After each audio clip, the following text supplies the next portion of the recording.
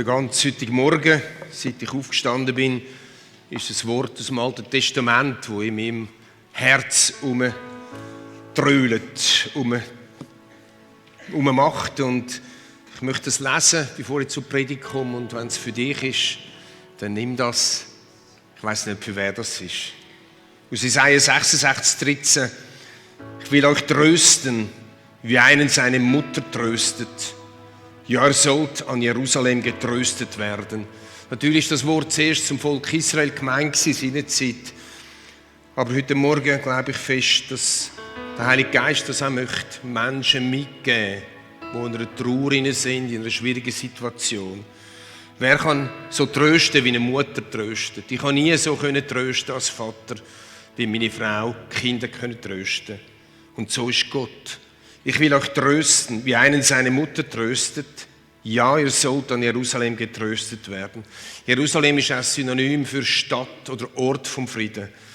Und ich wünsche dir von Herzen, dass du kannst tröstet werden, Trost empfangen und in den nächsten Tagen in eine Stadt vom Frieden hineinkommen.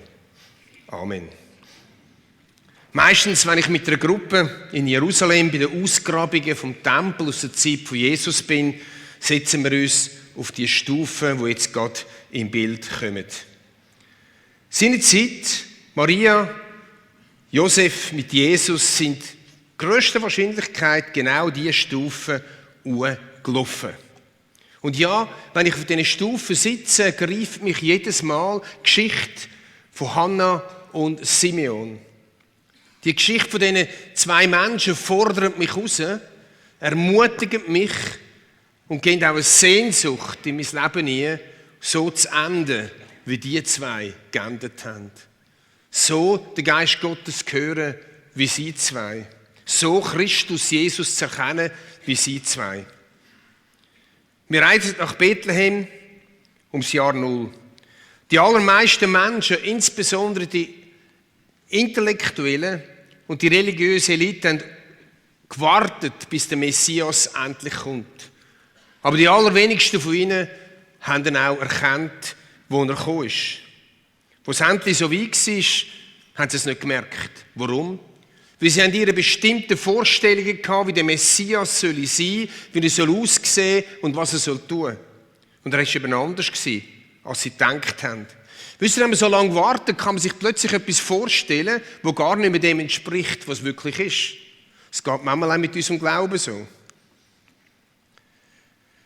Und doch ist etwas Gewaltiges passiert, eine Zeitenwende, wo bis zum heutigen Tag, 2000 Jahre später, der grösste Teil der Welt, man redet von voran und von nachher. Die Zeitenwende vom Gesetz zur Gnade, zur Vergebung, der Messias, der Retter, ist gekommen. Es sind wenige und dazu haben die Hirten gehört auf dem Feld, die haben das Engelkonzert gehört.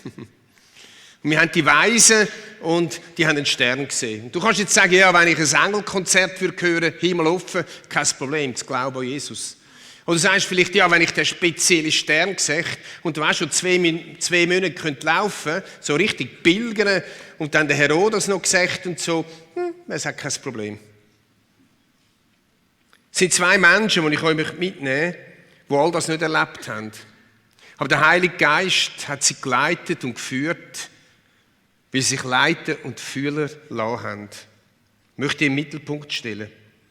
Es war nämlich ein ganz normaler Tag. Ein Elternpaar kommt, wie ganz viele andere Ehepaare auch, nach rund 30 Tagen nach der Geburt mit ihrem Kind zum riesigen Tempel in Jerusalem, um 2 Sachen zu machen.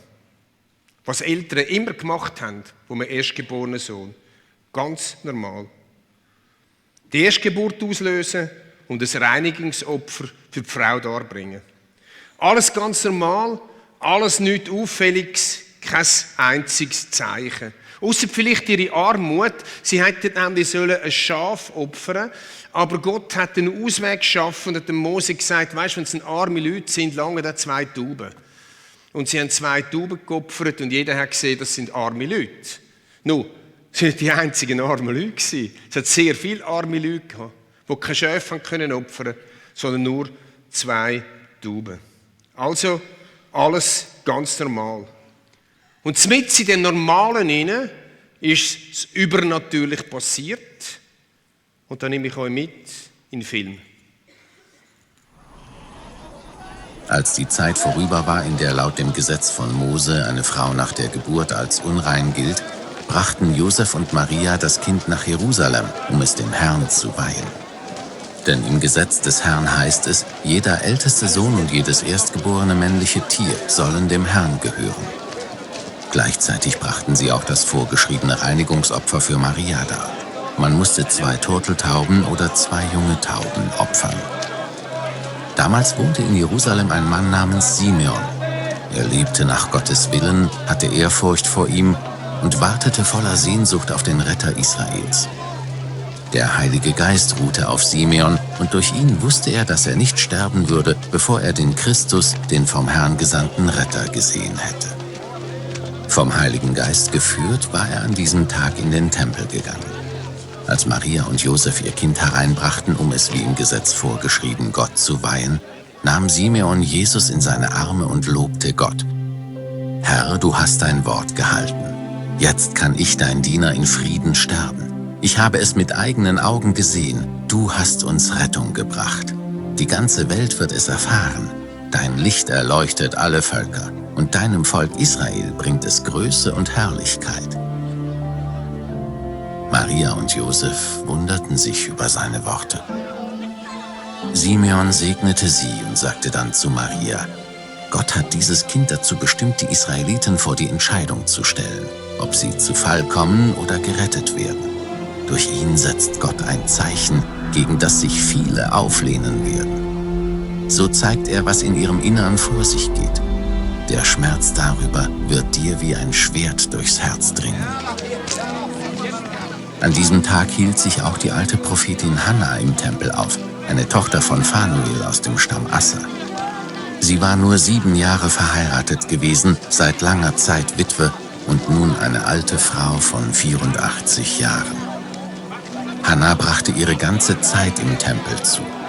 Um Gott zu dienen, betete und fastete sie Tag und Nacht. Während Simeon noch mit Maria und Josef sprach, trat sie hinzu und begann ebenfalls Gott zu loben. Allen, die auf die Rettung Jerusalems warteten, erzählte sie von diesem Kind.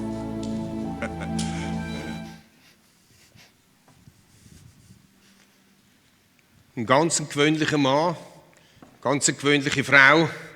Ich habe da geschrieben, auf den ersten Blick Normalos. So vielleicht einige von uns sich auch als Normalos sehen. Sie haben kein Engelskonzert gehört, sie haben keinen Stern gesehen, gar nichts. Und doch haben sie in dem Gewusel von dem Tempel unter Tausenden von Menschen, unter Hunderten von Familien, haben sie den Jesus, den Messias gefunden, ob schon alles ganz normal war und kein Zeichen da war. Sie sind geführt durch den Heiligen Geist.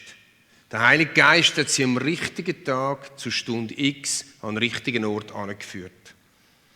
Wir wollen die 2 Personen, die mich wirklich berühren und mich wirklich herausfordern, in meinem Glauben auch, miteinander anschauen. Zuerst der Simeon, das heisst im Wort, er sei rechtschaffen gewesen, hat sich nach Gottes Willen gerichtet und er hat gewartet. Er hat gewartet und er hat gewartet. Er war gottesfürchtig, steht noch, und der Heilige Geist hat auf ihm geruht. Der Heilige Geist hat ihn bezeugt, dass er nicht sterben wird, bevor er den Messias, der Retter, werde sehen. Wie lange hat er echt schon gewartet? Ich weiss es nicht. Die Kirchenväter sagen, er sei sehr alt gewesen, steht nichts darüber in der Bibel. Aber genau am Tag X hat der Heilige Geist ihn in den Tempel geführt und ihm gezeigt, wer das der Messias ist. Was für ein Timing, was für eine Führung, was für eine Punktlandung. Gibt es das echt? Auch in echt? Gibt es das auch heute, so eine Führung? Es ist ja heute möglich, dass der Geist Gottes zu uns redet und uns Sachen aufzeigt und aufdeckt, dass im richtigen Moment, am richtigen Ort sind. Punkt genau.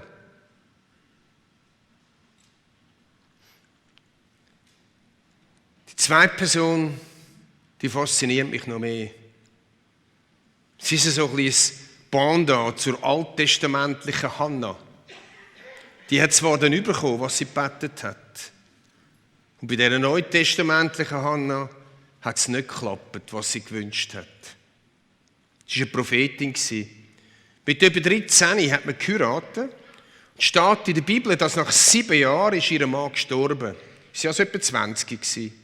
Jetzt ist sie 84 steht. Das macht rund 64 Jahre als Witwefrau gelebt. Ein langes Leben im Schatten von einem schweren Schicksalsschlag. Damals ein Leben auf dem gesellschaftlichen Abstellgleis.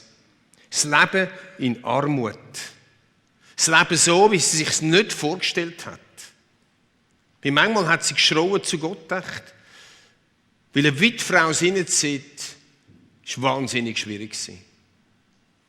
Steht auch nicht, dass sie Kinder hatte. Unversorgt. Kein AV und kein PK, nichts. Aber sie ist nicht bitter geworden, Freunde. Sie hat Gott nicht abgesagt. Im Gegenteil. Er ist ihr einzig Halt geworden. Es steht, dass sie Tag und Nacht, so symbolisch, im Tempel war, gefastet und betet hat und so Gott dient hat. Und dann, am Tag X, ist sie im richtigen Moment, durch die Führung vom Heiligen Geist, am richtigen Ort gewesen. Und hat, wie der Simeon oder so viele Menschen, den Messias, den Christus erkennt. Gibt es das auch in echt heute? Menschen, die Schicksalsschläge leiden, schwerste Schicksalsschläge. Menschen, die auf dem gesellschaftlichen Abstellgleis stehen, die Glauben bewahren und nicht bitter werden. Und immer noch damit rechnen, dass der Heilige Geist sie führt. Und prophetische Worte bekommen. Und prophetische Worte können weitergeben und am Tag X am richtigen Ort können stehen. Die beiden haben gewaltige Offenbarungen bekommen. Gewaltige Einblick, wie dieses Baby soll sein und was aus ihm wird werden. Wir lesen, was der Simeon gesagt hat.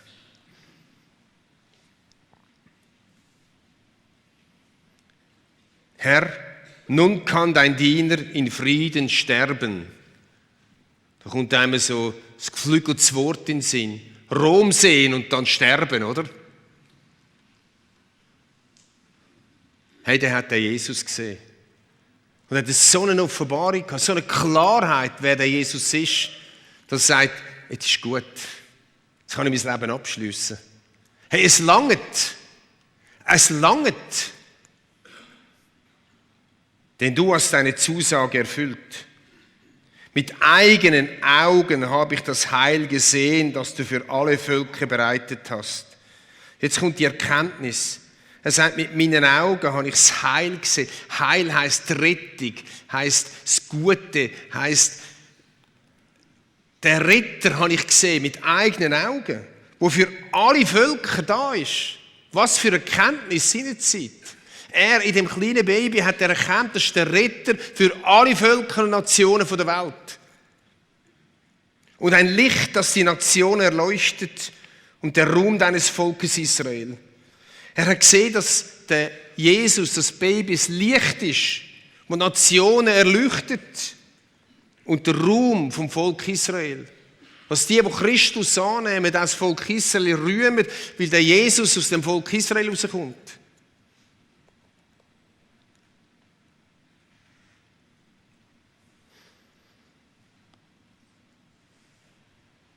Und dann lesen wir weiter. Jesu Vater und Mutter waren erstaunt, als sie Simeon so über das Kind reden hörten. Die sind selber nicht mehr rausgekommen. Sie waren erstaunt, dass irgendein gewöhnlicher Mann so etwas an Erkenntnis hat. Vielleicht Sachen, die sie nicht einmal selber gedacht hätten. Simeon segnete sie und sagte zu Maria, der Mutter Jesu, er ist dazu bestimmt, dass viele in Israel zu Fall kommen. Er hat vorausgesehen, dass viele ihn werden verwerfen und durch das zu Fall kommen. Und viele durch ihn aufgerichtet werden. Er hat aber im Geist auch gesehen, dass viele Menschen, die den Christus annehmen, auch aufgerichtet werden, neues Leben bekommen. Er wird ein Zeichen sein, dem widersprochen wird. Wie viel ist ihm widersprochen worden? Wie viel wird ihm widersprochen bis zum heutigen Tag? So sehr, dass auch dir, Maria, ein Schwert durch die Seele dringen wird. Aber dadurch wird bei vielen an den Tag kommen, was für Gedanken in ihren Herzen sind. Was für Erkenntnis über das Baby, das unscheinbare Baby, über den Jesus. Auch die Hannah hat Erkenntnis gehabt. Auch die Hannah hat durch den Geist Gottes gesehen, wer das ist. Lukas 2,38. Auch sie trat jetzt zu Josef und Maria. Voller Dank pries sie Gott und zu allen, die auf die Erlösung Jerusalems warteten, sprach sie über dieses Kind. Sie ist angetreten zu dieser Familie, da anfangen Gott zu preisen und zu allen, die rundherum gestanden sind, die darauf gewartet haben, auch auf den Messias, hat sie gesagt, das ist ihn, das ist ihn, das ist ihn, das ist ihn. Was haben sie gedacht? Hey, 84-jährige Tante. Heute haben wir Pflegeheim, oder? Wie sollte jetzt das Baby? Geht's noch? Hey, wir dürfen uns nicht allzu fromm vorstellen, das Ganze, oder? Und doch wird es Menschen gehabt, die es geglaubt. Vielleicht hat die Hannah etwas ausgestrahlt, gehärtet durch die Härten vom Leben, das Gesicht für Furcht. 84 war ein Höchstalter in seiner Zeit. Vor allem, wenn man so Zeugs durchgemacht hat. Vielleicht hat es einige gehabt, die geglaubt haben. Vielleicht hat das, was ich bis jetzt gesagt habe, schon zu dir geredet. Ich hoffe es. Ich möchte aber noch ein bisschen konkreter werden. Ich habe ein paar Fragen mitgebracht heute Morgen. Die erste heisst, wer ist Jesus für dich?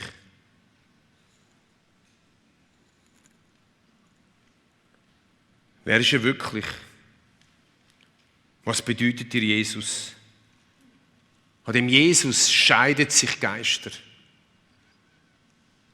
Kannst du über Gott reden, können wir zusammen. Aber doch bitte nicht über den Jesus. Wir können über Religion diskutieren, aber doch nicht über den Jesus. Wer ist Jesus für dich?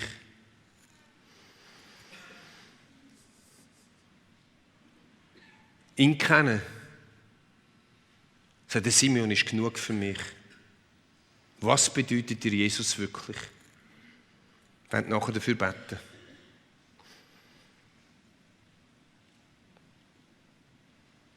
Die nächste Frage ist, bist du auch ein Normalo?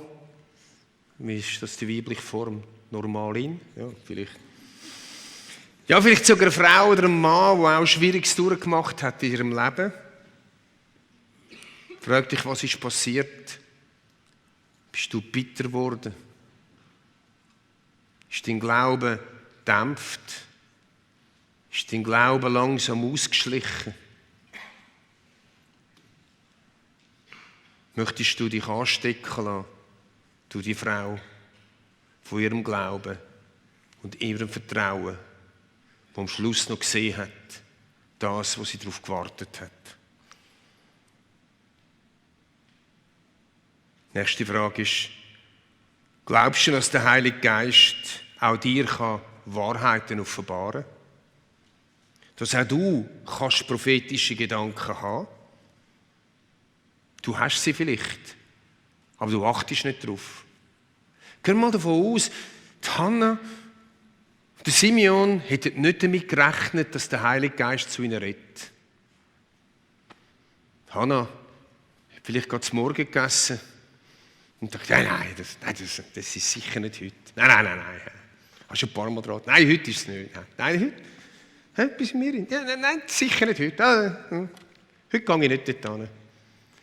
Heute schaue ich nicht Ausschau über das. Simeon hätte es gleich machen können. Simeon hat nicht im Tempel gewohnt. Er hat gesagt, was soll ich jetzt heute in den Tempel laufen?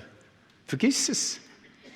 Freunde, ich befürchte, dass etliche von uns und auch mir da und dort so geht. Dass wir gar nicht mehr glauben und nicht damit rechnen, dass der Heilige Geist zu uns reden kann. Sachen offenbaren für andere Menschen und für uns selber. Nein, du musst nicht zu jemandem an und sagen, so spricht der Herr.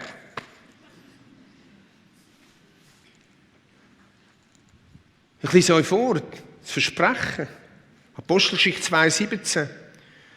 Am Ende der Zeit, so sagt Gott, werde ich meinen Geist über alle Menschen ausgießen. Dann werden eure Söhne und eure Töchter prophetisch reden.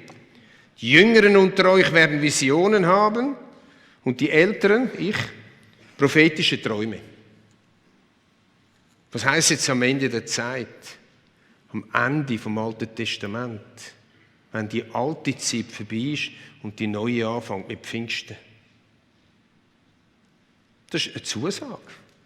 Dass alle, die Christus ihr Leben aufnehmen, dass sie den Heiligen Geist haben. Unabhängig von ihrem sozialen Stand und ihrem Alter. Im Gegenteil. Manchmal steht ein gewisses sozialer Status sogar im Weg. Du bist nicht zu jung, du bist vor allem auch nicht zu alt. Vielleicht vergisst du alles, was du jetzt gehört hast heute Morgen, aber das soll bleiben. Du bist nicht zu jung und du bist nicht zu alt. Was würde geschehen, wenn wir, auch mit einer gewissen Vorsicht, aber doch würden damit rechnen, dass wir, um den Heiligen Geist haben dürfen die Sachen erkennen, die wertvoll sind für uns und wertvoll sind für andere. Wie wäre es, wenn wir uns dann auch ausstrecken? Als Normalus, als Normalin. Die letzte Frage noch. Wie willst du alt werden? Das ist die Frage zu den Jüngeren unter uns. Wie willst du alt werden? Ich weiss, es ist so meilenweit von dir entfernt, oder? Du hast jetzt im Moment gerade andere Probleme, andere Herausforderungen, andere Challenges, ich weiss es. Aber Freunde, du stellst jetzt die Weichen, wie du alt wirst. Wo du verwurzelt bist. Mit was dein Glaube zugedeckt wird. Du stellst jetzt die Weichen. Mit was du dich beschäftigst. Was du alles in dich hineinlässt. Wo deine Prioritäten liegen. Ich wünsche dir von ganzem Herzen, dass du kannst verwurzelt sein in dem Christus Jesus. Mit der Erkenntnis, was ist. Und das muss gepflegt werden. Das ist wie ein Garten. Ein Garten muss gepflegt werden, sonst wird es überwuchert vom Unkraut, oder? Und das Unkraut in unserem Leben, in deinem Leben, der Urkraut, oder? Das wächst. Du musst nichts machen dazu. Es wächst einfach. Das Kraut. Also ich bin gar kein Gärtner, oder? Keine Ahnung, kein grüner Daumen. Weder links noch rechts. Aber pfleg deinen Garten. Wenn du willst so alt werden wie eine Hannah, dann kannst du zurückschauen und sagen, es hat sich gelohnt. Egal, was passiert ist in ihrem Leben.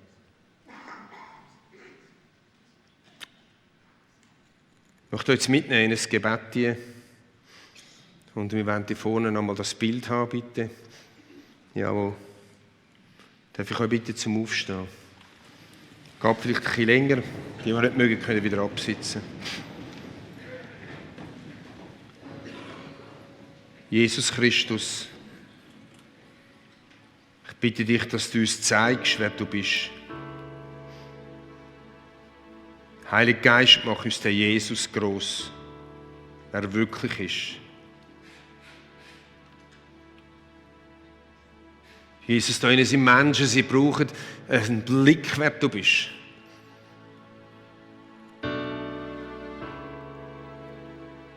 Dass sie sagen, Jesus erkennen und das ist genug. Ich bitte, dass das geschieht. Heiliger Geist, ich bitte, dass du das tust. Das heisst, du wirst den Vater und den Sohn lieb machen, steht in deinem Wort. Und ich bete, dass du es machst.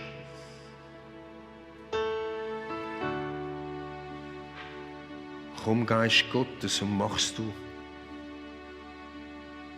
Mach den Jesus nochmal hell, glänzig, scheinend.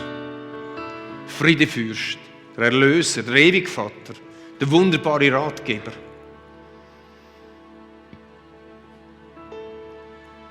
Und Herr, ich bitte für die Menschen, die aufgehört haben, damit zu rechnen, dass du, Geist Gottes, kannst zu ihnen reden.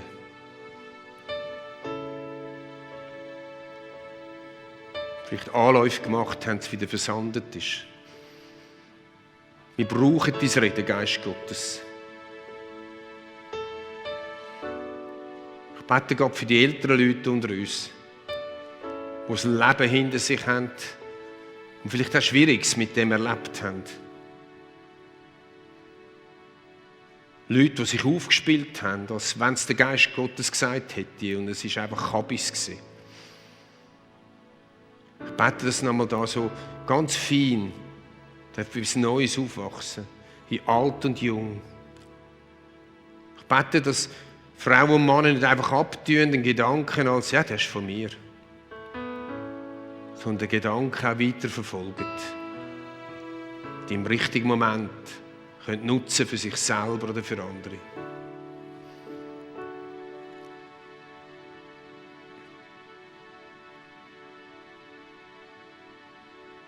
Herr, ich bitte dich für die Menschen, die Schicksalsschläge passiert sind in ihrem Leben. Und nicht wie die Hannah im Alten Testament erlebt haben, dass du dann erhörst, sondern die erlebt haben, dass du noch nicht erhört hast. Oder nicht so, wie sie es gedacht haben. Ich bete, dass Bitterkeit muss weichen. Ich bete, dass Freiheit und Glaube zurückkommt ins Herz, in die Seele. Jesus kennen, das genügt. Ich bitte dich für die Jüngeren unter uns heute Morgen.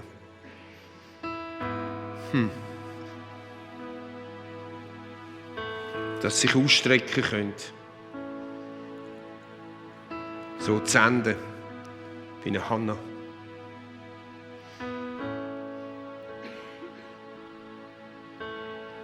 Ich bete, dass sie verwurzeln sich können. Dass sie das Unkraut ausreißen können jetzt. Heute Morgen zeigst du, Geist Gottes, wo Unkraut ist. Wo die Blacken sind, wo die Disteln sind, wo die Dornen sind, wo nicht hingehört.